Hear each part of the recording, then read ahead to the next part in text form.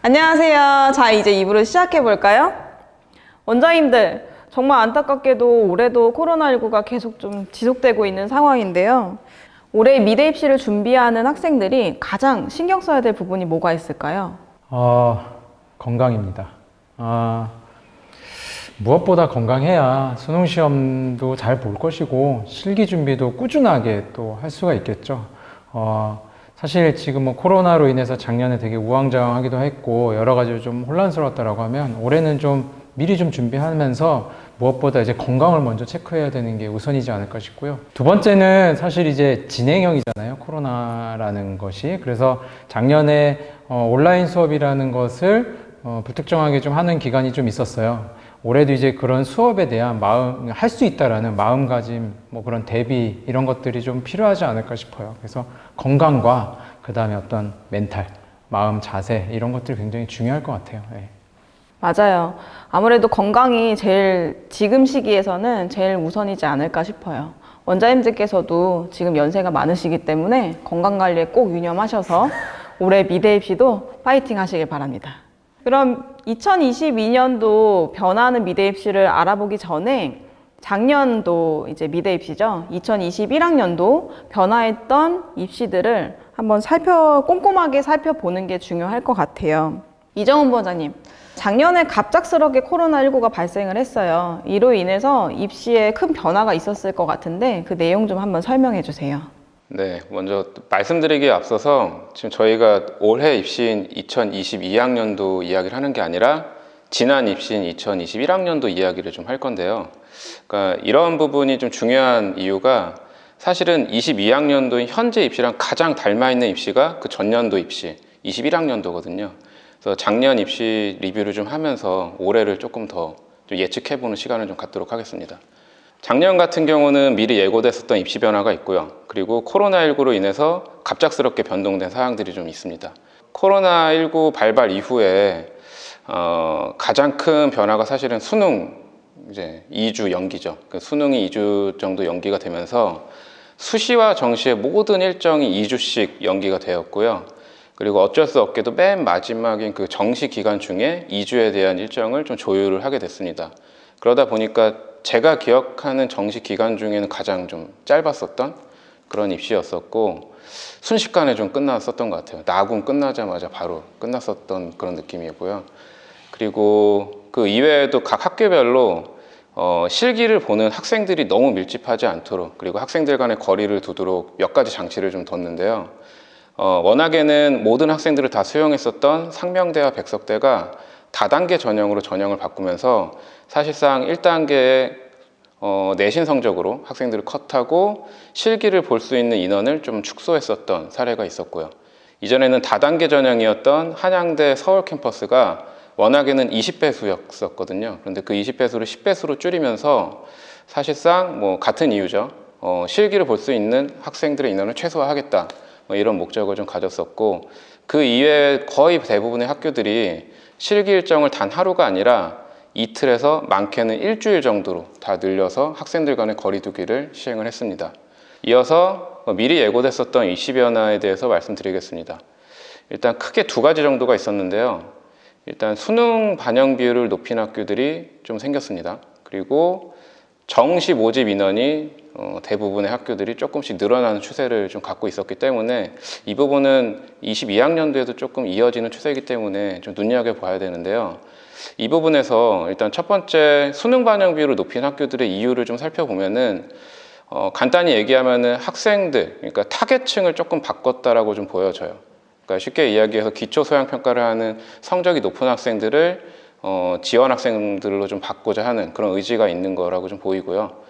그리고 정시 인원이 늘어나는 이유에 대해서는 첫 번째로는 수시에 있었던 인원이 정시에 모집을 하면서 수시와 정시 간의 이동으로 인한 그런 그 인원 증가가 좀 있고요. 그리고 또 다른 이유로는 기존에 없었던 학과가 신설되거나 아니면 실기를 신설을 하면서 디자인 실기를 보는 학생들이 도전을 할 수 있는 그런 학과들이 생기게 됩니다.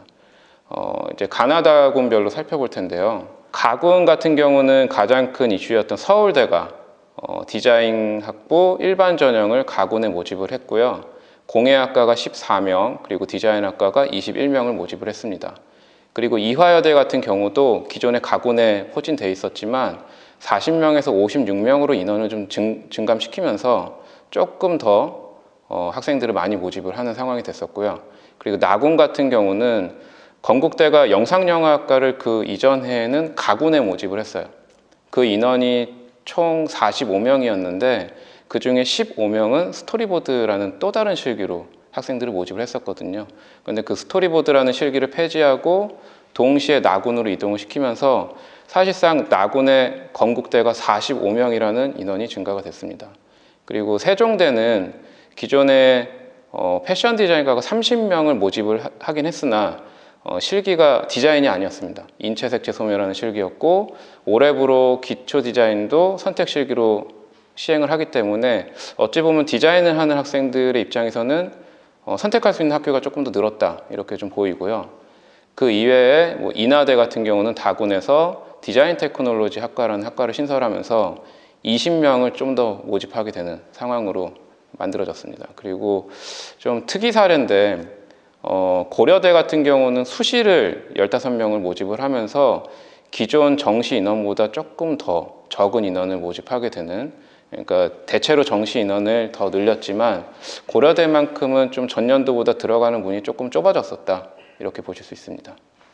네, 군이동에 따른 지원율이나 또 다른 특별한 변화가 있을 것 같아요. 서울대학교가 수시에서 학생들을 뽑다가 작년에 이제 정시 전형으로 포함이 되고 정시 전형 안에서도 가군에 이제 소속이 됐습니다. 이제 뭐 서울대라는 학교가 저희 굵직한 학교잖아요. 또 나름대로 또 저희 나라에서 알아준 또 대학교이기 때문에 영향을 안 미칠 수는 없죠. 서울대학교를 지원하려고 하는 의지가 있는 친구들한테 해당하는 학교이기 때문에 그 서울대학교랑 같은 포지셔닝을 갖고 있는 학교들의 지원, 그리고 지원 성향, 그 다음에 뭐 지원하는 아이들의 성적권대, 이러한 여러 가지 부분들에 대해서 많은 뭐 강사 선생님들도 그렇고 학생들도 그렇고 궁금했죠. 결과가 어떤 식으로 될 건지. 결론적으로 말씀드리면 서울대학교는 1차에서 수능 성적으로 10배수를 선발을 합니다. 결국 이제 10대 1까지 가느냐 안 가느냐인데 뭐 여지없이 뭐 10대 1까지 갔고요. 뭐 그걸 통해서 역시나 서울대를 꿈꾸는 아이들의 열정을 좀 느낄 수도 있었고, 서울대에서 10대 1에 해당하는 인원을 흡수했기 때문에 가군의 포지셔닝이 되어 있는 국민대학교나 이화여자대학교는 이러한 영향을 받아서 혹시나 경쟁률이 조금 미달되지 않을까라는 예상을 좀 한 분도 계신데 경쟁률은 큰 변화는 없습니다. 근데 그 안에를 좀 한번 들여다보면 아무래도 최상위권의 성적권대 아이들이 서울대를 지원하다 보니까 국민대학교하고 이화여자대학교에 지원하는 아이들의 성적권대가 이전에 비해서는 조금 낮아지는 경향이 있습니다. 제가 말씀드리는 거는 지원자의 성적이고 결국 이제 합격자의 성적을 보면 이전과 크게 다르지는 않다라는 거를 좀 생각해 보실 수 있고요. 국민대학교하고 이화여자대학교 중에 이대 같은 경우가 2021학년도에 1차에서 수능 100%를 해서 4배수를 선발을 하고 2차에 이제 실기시험을 응시를 하는데 이것도 좀 관심이 좀 갔어요. 4배수를 넘어가느냐 아니면은 그 밑으로 내려가느냐. 근데 정말 4대1에 거의 똑같이 그냥 4대1 정도로 이제 형성이 돼서 대부분의 학생들이 많이 통과하긴 했는데, 그럼 제일 미니멈으로 또 통과하는 친구들은 어느 정도 성적권대냐? 4등급 때도 통과한 사례가 있습니다. 그러니까 이걸 통해서도 전체적으로 국민대하고 이대는 서울대가 가군의 포지셔닝이 되면서 경쟁률의 변화는 크게 없지만 전체적인 성적권대가 조금 낮게 형성이 됐다. 지원자의 성적 형성이 그렇게 됐다라는 거를 좀 체크하시면 될 것 같고요. 나군이랑 다군은 사실상 큰 변화는 좀 없었어요. 예. 이러한 변화로 기초 디자인의 출제 문제의 형식이 달라진 학교가 있나요? 기초 디자인 같은 경우는 제시된 대상을 대상의 조형적 특징을 활용해서 공간을 구성한다거나 아니면 주제를 해석하는 정도의 주제 유형으로 기출됐었는데요. 작년 같은 경우는 좀 더 변화가 있었습니다. 실례로 이제 건국대학교가 있는데요. 건국대 산업디자인과에서 작년에 기하 도형과 자연 배경을 이용해서 조형물을 표현하시오라는 주제가 나왔습니다. 이런 형태의 주제는 예전에 국민대 실기대에서 나왔던 유형과 거의 흡사한데요.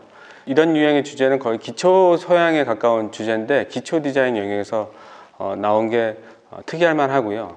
또 건대 의상 디자인과에서는 비너스와 원단, 오핀을 이용해서 움직임을 표현하시오라는 주제도 나왔고, 또 건대 리빙 디자인과에서는 흰색 박스와 손을 이용해서 결과와 과정을 표현하시오라는 주제가 나왔는데, 기초 디자인 같은 영역에서는 그 인체가 잘 나오지 않았었는데 작년에 건대에서 그 손을 이용해서 그 어떤 박스를 재조합하거나 뭐 풀어헤치거나 이런 식의 어떤 주제가 나왔기 때문에 기초 디자인에서는 조금 더 그 영역이 기출되는 영역이 좀 넓어졌다라고 봐야 될 것 같고요. 또 작년 서울여대 산업디자인과 같은 경우는 철사와 박스를 이용해서 안전하고 튼튼한 조형물을 표현하시오라는 주제가 나왔는데 이런 유형도 거의 기초 소형에서 나오는 기출 문제 유형이었는데, 작년 같은 경우는 기초 디자인 영역에서 이런 주제들이 나오기 때문에 오히려 앞으로도 2022학년도에도 이렇게 기초 디자인에서 국한되는 게 아니라 기초 소양으로 확대되는 유형으로 기출된다라고 예상이 됩니다. 기초 디자인에서 발상적 측면의 변화가 있다고 말씀해 주셨는데요. 이렇게 변화해가고 있는 이유가 있을까요? 기초 디자인이 왜 생겼는지를 한번 살펴보면 이해하기 쉬우실 것 같아요. 실기 어떻게 보면 이제 변천사인데, 기초 디자인이 생기기 이전의 실기가 대다수가 발상과 표현, 사고의 전환이라는 과목이었고요. 이 과목이 아무래도 아이디어 중심으로 이제 그림을 그리고 표현 방식도 굉장히 자유롭게 하다 보니까 그림 자체가 굉장히 특이한 그림도 많았고, 기본기가 좀 너무 많이 부족한 형식으로 이제 문제풀이를 하는 친구들도 좀 있었어요. 각 대학교별로 교수님들이 그러한 부분들에 좀 아쉬운 부분, 입시는 어차피 좋은 학생들을 이제 인재를 뽑아야 되는 거기 때문에 미대 입시 실기 과목에 좀 변화를 꾀하게 되었고, 그거에 이제 어떻게 보면 선두주자가 됐던 학교가 이제 건국대학교입니다. 건국대학교가 이제 기초 디자인을 실시를 하면서 기본기가 너무 부족하니 기본기가 굉장히 중요하고 기본기에 충실한 실기를 해야겠다라는 생각으로 말 그대로 기초 디자인이라는 실기를 이제 시행을 한 겁니다. 근데 이것도 2011년도에 건국대학교가 실기 대회를 시작을 먼저 한번 스타트를 해서 학생들에게 우리 이런 실기를 할 거야 라는 거를 하고 2013년도에 정시에 이걸 도입을 합니다. 얼핏 따져보더라도 한 8년 정도, 거의 10년 가까이 이제 실기가 됐거든요. 기초 디자인에서 기본기 위주로 좀 보다 보니까 아이들이 또 다른 이제 좀 아쉬운 점이 생기는 거죠. 응용력이 좀 떨어지게 됩니다. 그래서 교수님들도 그렇고 대학교별로 이 응용력이 좀 떨어지거나 혹은 이 실기 자체가 보고 그리기 형식의 기반이기 때문에 숙련도도 꽤 좋아지고 전체적으로 변별력을 좀 더 주기 위해 여러 가지 조건을 주거나 그 조건을 주는데 그 조건의 변화도 좀 다양성 있게 주는 거죠. 어떻게 보면은 화지에 우리가 일반적으로 했을 땐 가로로 그리기도 하는데 세로로 그리기도 하고, 때에 따라서든 거기에 어떤 색의 제한이라든지 아니면 어떤 키워드를 준다든지 조형 언어를 준다든지 이런 식으로 다양하게 조건 변화를 줘서 학생들의 그 실기에 대한 변별력을 좀 만들기 위해서 이런 상황이 좀 생긴 것 같아요. 네. 그럼 기초 소양과 소묘 쪽은 어떤가요? 기초 소양 그리고 이제 소묘 쪽에서 엄청나게 큰 변화가 있지는 않지만 그 안에서 이화여자대학교 같은 경우가 이제 실기 변화가 꽤 있었죠. 정시에서 보통 이전까지는 그냥 인체를 포함한 소묘라고 생각하시면 되고, 어떻게 보면 좀 되게 오래된 실기죠. 소묘, 연필, 건식재료를 활용하는 거기 때문에 올해 이제 실기에 의한 표현이라고 해서 2개의 그림을 그렸어야 합니다. 근데 이대가 아시다시피 이제 디자인 학부거든요. 학부기 때문에 학생들이 대학교에 들어와서 시각 디자인, 공업 디자인 영역을 같이 배우다가 이제 고학년이 되면은 본인의 영역을 선택하는 거라서 문제 출제 방식도 어느 한쪽에 이제 국한되지 않은 2가지를 동시에 볼 수 있는 문제 영역으로 이제 문제 출제를 했죠. 그래서 한쪽에는 왼쪽에는 시각 디자인에 해당하는 문제 출제, 그다음에 오른쪽에는 이제 공업 디자인, 산업 디자인에 해당하는 문제 출제를 하였고, 사실 그 형식은 서울대학교도 거의 비슷한 형식으로 이제 문제 출제가 됐다고 생각하시면 될 것 같아요. 그 외에 이제 기초 소양과 소묘는 기존에 해왔던 방식에서 크게 다르지는 않습니다. 예. 그렇군요. 작년 한 해 입시를 진행을 다 하셨는데요. 원장님들께서 생각하시는 가장 인상 깊었던 주제가 있을까요? 저는 계속 뭐 건국대 얘기가 자주 나와서 또 약간 지겹긴 한데, 건국대가 의상 디자인과에서 조각상이 나왔어요. 근데 그 조각상이라는 모티브가 많이 이슈가 됐거든요. 여기 있는 뭐 선생님들은 조각상을 그래도 한 번쯤은 봤을 텐데 학생들 입장에서는 굉장히 생소한 소재였고 그 부분에만 좀 이슈가 좀 됐는데, 그러니까 제가 봤을 때는 재미있었던 게 그 밀로의 비너스 상이었잖아요. 그게 의상 디자인과에서 많이 다루는 토르소 마네킹이랑 굉장히 닮아 있어요. 그리고 문제 유형도 두 가지 모양의 천을 주고 5핀을 줘서 고정시키고 묶고 두르고 해서 어떻게 보면 옷을 좀 디자인하도록 걸치도록 했었던 문제 유형이었고, 그 지난해 문제도 사실상 건국대가 사람 몸매 모양이랑 좀 유사한 그런 빈 병이 나왔었고요. 그 빈 병을 매핑하는 듯한 그런 문제 유형이었거든요. 사실상 같은 문제라고 좀 보여져요. 그런 부분에서는 건대가 의상 디자인과뿐만 아니라 다른 타학과도 전공에 대한 부분을 조금 더 관심 있게 좀 지켜본 그런 학생들에게 좀 유리한 그런 주제를 좀 주고 있고, 이 부분은 다른 학교들도 조금씩 좀 따라가는 추세인 것 같아요. 그런 부분에 있어서는 예비반에서도 사실 전공 적성에 대한 수업을 하긴 하지만 저희가 조금 더 심화해서 더 잘 해야 될 필요가 있다라고 그렇게 생각을 했습니다. 저 같은 경우는 국민대학교가 인상이 좀 남았는데, 문제 출제 형식이 뭐 매년 똑같진 않아요. 절대 이제 같은 문제 형식으로 내지 않는 학교이기 때문에. 근데 이번에 문제가 스탬플러의 정면도, 측면도, 평면도를 주고 스탬플러를 사용하는 방법에 대해서 그림을 어떻게 보면 이제 이미지화 시키는 거였는데, 아이들이 문제를 풀어내는 방식의 형식이 좀 재밌었던 것 같아요.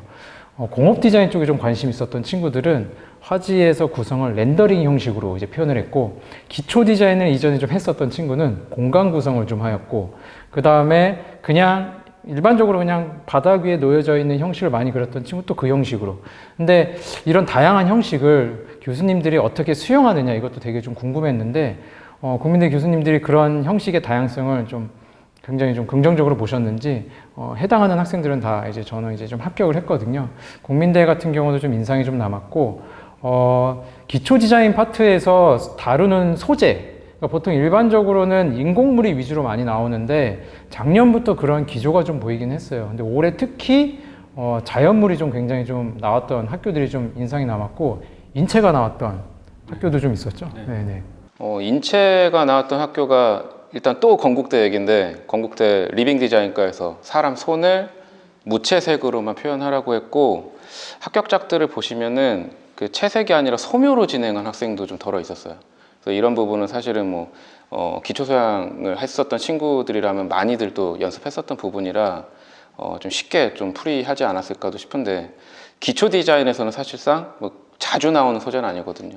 그 인체가 나왔던 건국대가 있고, 수원대학교 같은 경우는 풍물놀이를 하는 그런 사람들의 실루엣을 여러 명을 출제하기도 했습니다. 이제 여기서 이렇게 학생들이 좀 주의해야 될 거는, 어쨌든 기초 디자인이라는 영역은 또 기초 디자인 그 영역 안에서 크게 또 안 벗어나는 학교들도 많이 있습니다. 지금 원장님들이 얘기하신 것처럼 갑자기 어떤 학교에서 인체가 나온다거나 혹은 뭐 자연물이 나온다거나 이런 학교들도 있지만, 또 정시나 수시에서 또 대다수의 많은 학교에서도 아직까지도 그냥 기본적으로 제시된 사물을 구성하고 자유롭게 표현하라는 식의 주제가 아직도 계속 기출되고 있기 때문에, 기초 디자인이 무조건 다 기초 소양처럼 혹은 완벽하게 다른 유형으로 바뀌었다라기보다는 오히려 조금 더 기본적인 걸 탄탄히 연습하고 또 바리에이션 되는 부분들을 또 연습하는 게 더 좋을 것 같습니다. 작년 입시는 전형 단계 축소와 군이동에 따른 변화를 살펴볼 수 있었는데요. 이를 토대로 2022년의 입시 변화도 한번 살펴보도록 하겠습니다.